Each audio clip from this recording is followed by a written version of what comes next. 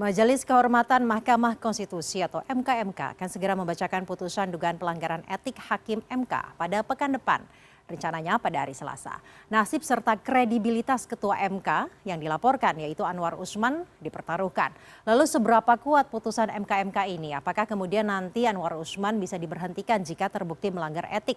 Kita akan lihat bersama, namun sebelumnya kita akan lihat bersama dulu mengenai laporan yang masuk ke MKMK mengenai dugaan pelanggaran kode etik pada putusan nomor 90 mengenai batas usia cawapres yaitu minimal 40 tahun atau sudah menjabat sebagai kepala daerah.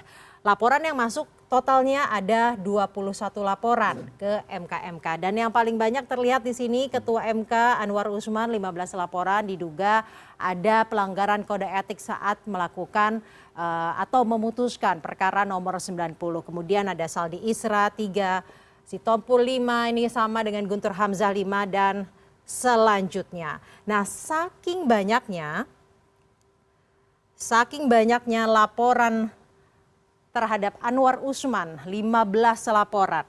Maka dari itu Anwar Usman diperiksa hingga 2 kali. Nah, pemeriksaan ini menurut Ketua MKMK saking banyaknya tadi yang pertama 15 kemudian laporannya ekstrim sanksinya yang diminta oleh para pelapor ini cukup keras menurut Ketua MKMK Jimli Asyidiki sehingga diberikanlah kesempatan kepada Anwar Usman untuk benar-benar mengklarifikasi dan juga menjelaskan duduk perkara dari pandangannya dari sisinya Anwar Usman. Pemeriksaan sudah dilakukan yang pertama 30 Oktober, yang kedua 3 November 2023. Nah, pertanyaan selanjutnya, sebenarnya sejauh apa kemudian MKMK ini bisa memutus, sekuat apa sanksi yang diberikan MKMK kalau memang diputus melanggar etik itu apa? Nah, menurut MKMK dari peraturan MK nomor 1 tahun 2003. Nomor 1 tahun 2003 peraturan MK ada teguran lisan tentunya ini yang paling ringan, kemudian naik menjadi teguran tertulis dan yang paling berat adalah pemberhentian dengan tidak hormat. Terakhir, pertanyaannya, kalau nih kan kita belum tahu ya putusannya apa. Kalau diputus melanggar etik, sanksinya dijatuhi yang paling berat. Apakah kemudian putusannya akan mempengaruhi putusan sebelumnya yaitu putusan nomor 90 yang ada frasa kepala daerahnya. Kalaupun kemudian tidak berpengaruh misalkan kepada putusan sebelumnya, lalu bagaimana ya legitimasi jika ada yang nanti terpilih jadi capres atau cawapres gitu dengan dasar putusan nomor 90 tersebut. Nah, kita akan bahas lebih dalam mengenai hal ini dengan pengajar kepemiluan FHUI Titi Anggraini. Selamat malam Mbak Titi. Selamat malam Mbak Syaja, selamat malam semua pemirsa. Baik Mbak Titi, saya mau membahas lebih dalam tapi kita sama-sama mendengarkan dulu pernyataan dari Ketua MKMK Pak Jimli Asyidiki. Semua bukti-bukti sudah lengkap, ya. Baik keterangan ahli, saksi, sebenarnya kalau ahli itu para pelapornya ahli semua. Ya kan? Lagi pula ini kasus tidak sulit membuktikannya.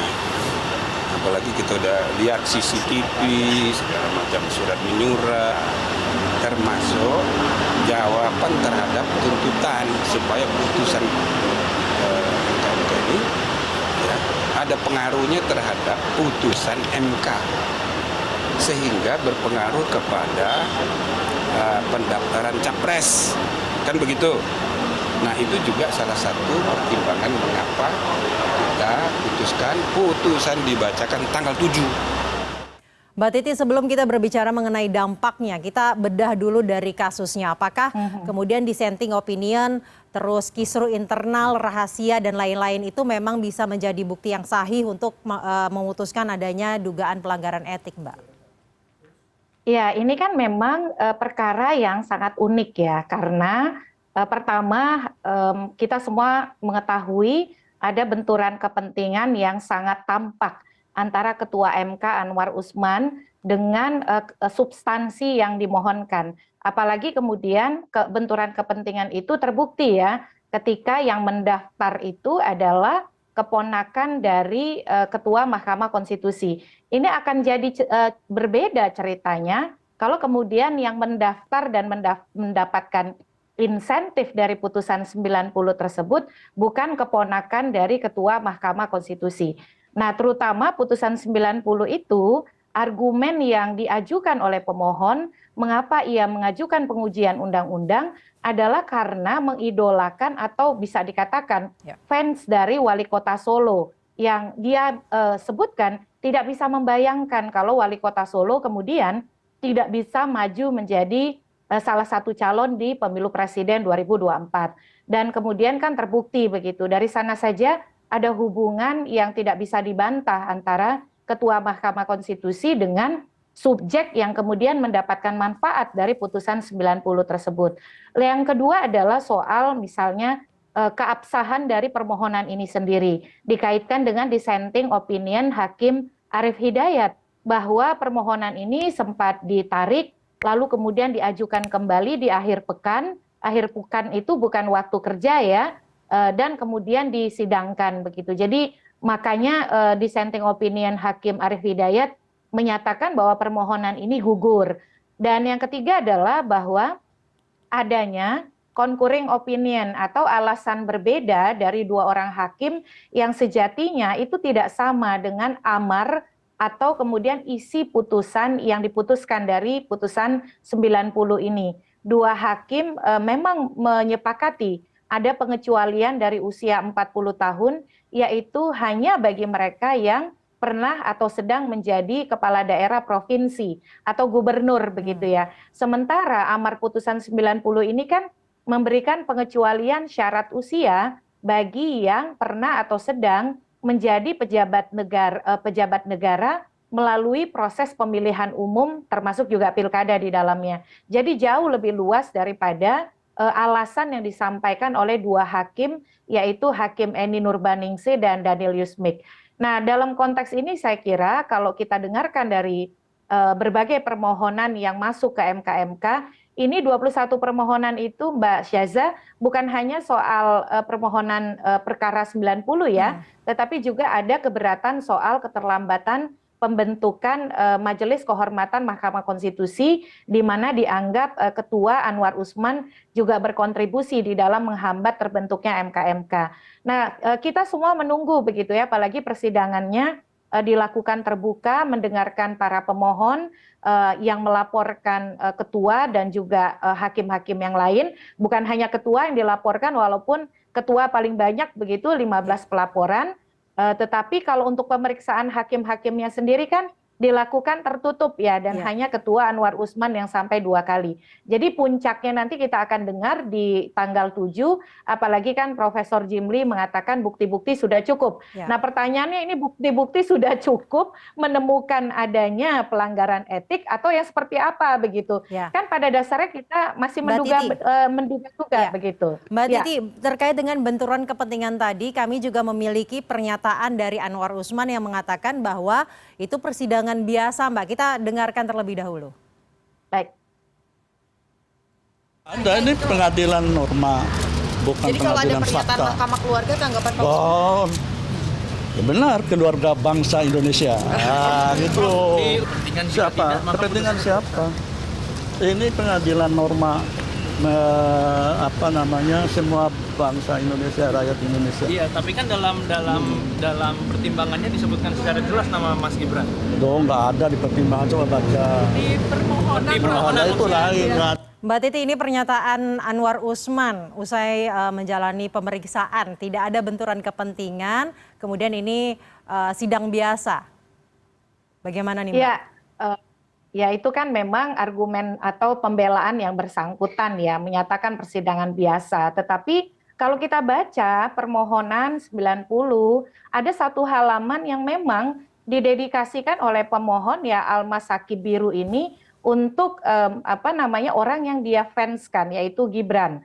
Dan mestinya sebagai Ketua Mahkamah Konstitusi, majelis yang menyidangkan perkara itu kan memahami ya bahwa ada korelasi antara latar belakang pengajuan permohonan dengan kemudian hubungan keluarga yang dimiliki. Di kode etik itu kan jelas ya, kalau ada benturan kepentingan maka hakim mestinya tidak terlibat di dalam persidangan dan pengambilan keputusan. Jadi saya kira sebagai sebuah pembelaan ya itu pembelaan yang sah-sah saja disampaikan, tetapi yang akan menilai adalah majelis pemeriksa Majelis Kehormatan Mahkamah Konstitusi, MK-MK ya, Profesor Jimli dan kawan-kawan. Karena pada akhirnya kan ternyata subjek yang mendapatkan insentif dari putusan 90 adalah benar nama yang disebut di dalam permohonan 90 dan itu merupakan keponakan dari Ketua Mahkamah Konstitusi yang mestinya sejak awal beliau pahami ada korelasi hubungan keluarga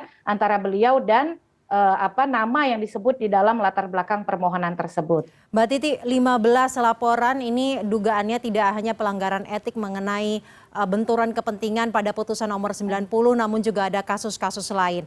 Sejauh apa sebenarnya MK kemudian bisa memberikan sanksi? Tadi saya juga sudah sempat menjelaskan bahwa bisa melakukan pemberhentian dengan tidak hormat. Demikian Mbak? Iya. Bagaimana konfirmasinya? Memang kalau di peraturan MK itu kan ada 3 jenis sanksi ya, teguran lisan, teguran tertulis, dan pemberhentian dengan tidak hormat, pemberhentian tetap dalam hal ini. Tetapi Mbak Syaza, ini kita lihat dulu latar belakang anggota MK-MK ya, dalam hal ini Profesor Jimli Asidiki. Beliau sebelumnya pernah menjabat sebagai Ketua Dewan Kehormatan Penyelenggara Pemilu DKPP. Nah ternyata ada varian-varian juga begitu ya di dalam putusan-putusan yang pernah dijatuhkan DKPP meskipun sanksinya sebenarnya serupa dengan sanksi bagi hakim MK di dalam peraturan MK yang tadi sudah disebutkan. Ternyata variannya itu apa saja misalnya? Bisa pemberhentian sementara, bisa pemberhentian dari jabatan, jadi dicopot dari jabatan. Jabatan ini adalah dalam kapasitas misalnya sebagai Ketua Mahkamah Konstitusi. Tetapi kalau kita merujuk kepada peraturan MK nomor 1 2023, memang sanksi terberat adalah pemberhentian dengan tidak hormat ya, karena melanggar kode etik begitu. Baik, Mbak, kita akan beralih ke dampaknya. Jika nanti memang diduga melanggar kode etik, bagaimana dampak terhadap putusannya? Apakah akan berpengaruh terhadap putusan nomor 90?